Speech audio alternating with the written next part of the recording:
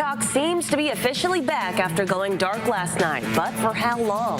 Plus, the first hostages are freed as a part of the ceasefire deal between Israel and Hamas. What this moment means to locals here. And the Santa Ana winds are rolling back in, which means potential shutoffs for thousands across the county. ABC10 News at 6 starts now. Good evening, and thank you for joining us on ABC 10 News at 6. I'm Ava Kirshner. Well, from TikTok's fate to returning dry Santa Ana winds, we have a lot to cover. We'll get to all that in just a moment. But first, we begin in El Cajon, where a car drove right into a home while people were inside. According to Heartland Fire and Rescue, the driver crashed into the garage of a home near the corner of South Magnolia and Chase Avenue. Now the driver had to be taken to Sharp Grossmont Hospital, but fortunately no one inside that home was injured. Due to the pool chemicals spilled inside that garage, the county hazmat team was on site. Crews were also there on hand to assess whether or not those inside can still sleep in their home tonight. Officials have not said if drugs or alcohol played a role. An investigation into the cause is underway.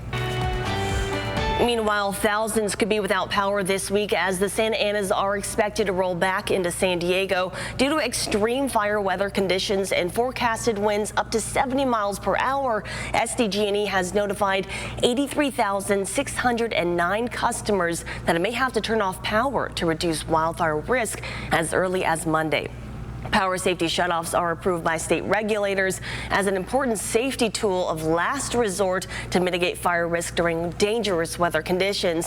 And now let's get right to those dangerous weather conditions. As we take a live look outside, it doesn't look too bad out there right now. You can see some clouds in the sky, but that's not going to be the case as we move towards tomorrow. We are tracking some severe fire weather out there. Santa Ana winds returning tomorrow and really amping up Monday night. Gusts again could be reaching 70 miles per hour, and the red flag warning really is stretching across Southern California.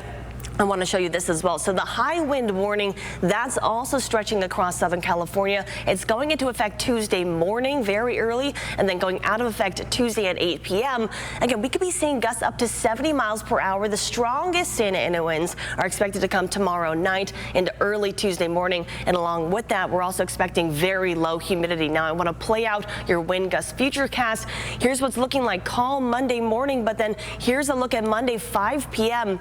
As those winds kind of change coming from the east. You can see gusts getting up to 40 miles per hour in our mountains, in our inland communities, and around 30 mile per hour winds even here in San Diego tomorrow evening. So as we play it out, it's going to continue tomorrow night through Tuesday morning, and then things should be calming down. We could even have potential for another Santa Ana wind event coming up later in the week. We'll talk about all that and more in your full forecast coming up later in the show. Now to the latest on the ceasefire deal between Israel and Hamas as the first hostages are freed under the long-awaited agreement. Israel says it's released 90 Palestinian prisoners as a part of that deal. 3 freed Israeli hostages were released and are the first of 33 to be released by Hamas and its allies over the next 6 weeks. Meantime, Palestinians have started returning to their homes in Gaza, which have been decimated by months of Israeli bombardment. And as the world watched 3 Israeli hostages being released today, we spoke to local members of the Jewish and Palestinian communities about the ceasefire initiating. ABC 10 News reporter Danny Miskell has the latest.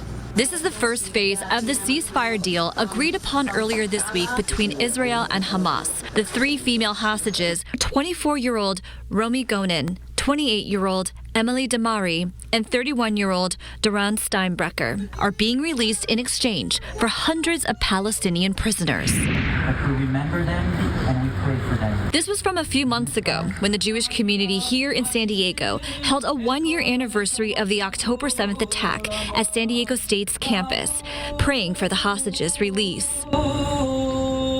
Rabbi Shalom Bujna is the man singing in this video. On Sunday, he says this day he's been praying for brings mixed emotions. And so on the one hand, we're happy that those hostages get to go back home. On the other hand, The part of the deal that we're not so sure about, or we're not really excited or celebrating, is the fact that Hamas remains in power.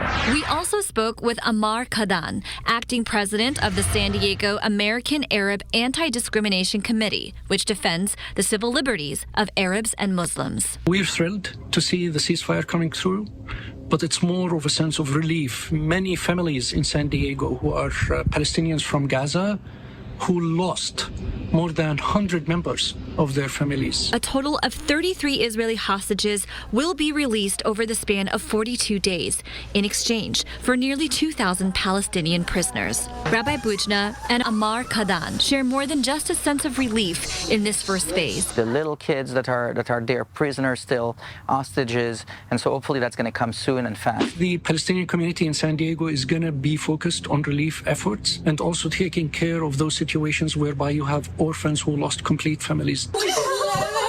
Danny Miskell, ABC 10 News. Well, you may have noticed on your phone, TikTok is back online just hours after President-elect pledged executive order Monday aimed to restore the banned app. Around 12 hours after first shutting itself down, U.S. users began to have access to TikTok on a web browser and in the app, although the page still showed a warning about the shutdown. The U.S. ban on the social media platform went into effect late Saturday night. That's after a bipartisan law banned TikTok over data privacy concerns. The Supreme Court upheld the ban last week. Now, Trump has also proposed that the U.S. could take a 50% ownership position in TikTok as a part of a, quote, joint venture.